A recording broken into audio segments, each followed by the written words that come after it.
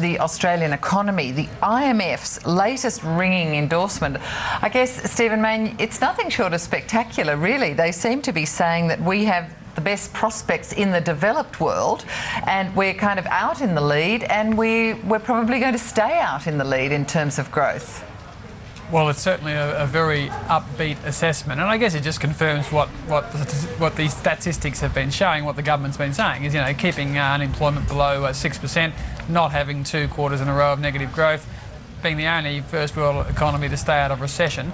And with all these resource projects, the Gorgons and the Queensland gas, there's extraordinary resources investment going on, an extraordinary housing bubble going on, and look, the economy is great. So the per capita income figures are fantastic. We're back in the top 10 globally for the first time in more than 20 years. We're now rated as the 8th richest country in the world, after the likes of Luxembourg and Hong Kong and Singapore and Switzerland and the US and Norway. But back in 1991 we were down around 17. So clearly Australia's wealth is on the rise again. We're back in the top 10. It's primarily driven by resources, and it's a big tick for the economy. And it's interesting, Adam mentioning, Greece is obviously still a concern, and ANZ boss Mike Smith, in an interview with the AFR this week, he said he is still concerned about Greece, that the contagion effect and the possible damage on the euro, he said they were still very significant, and he was watching them closely.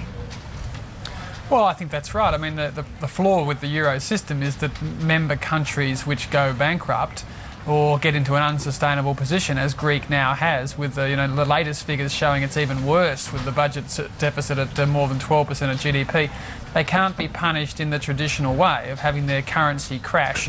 And because the Greek unions are so strong and the government doesn't have the political will or the persuasive ability to persuade their citizens to take the necessary medicine, then what is the solution? And the solution is bailouts from other countries, and of course Angela Merkel and everyone else doesn't want to do it. So yes, you will see this unique situation playing out in Europe, but I think that elsewhere in the world, the Americans are recovering. There's talk now that the total cost of the bailout the Americans will now be less than 100 billion, because the value of the bank stocks are all coming back, and the government's going to make a big profit out of their big investments in Citigroup and these sorts of things. So it's not just Europe, but Europe certainly is the epicentre, because they don't have that currency discipline to fix insolvent budget positions, which the Greeks clearly have. All right, so Stephen, you wouldn't accept Adam's point that he's perhaps a bit more worried because of these other factors that could bring down the recovery here?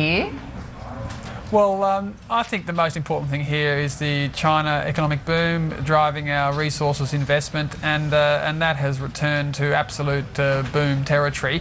And I think then you've got the Americans are the next most important, and then you've got the Europeans after that. So I think that overall, China is the big driver, and it's performing well. And you don't want an absolute meltdown in Greece, because if you did have some sort of cascading sovereign debt crisis, that would envelop many countries, and we do have a massive $1 trillion foreign debt ourselves.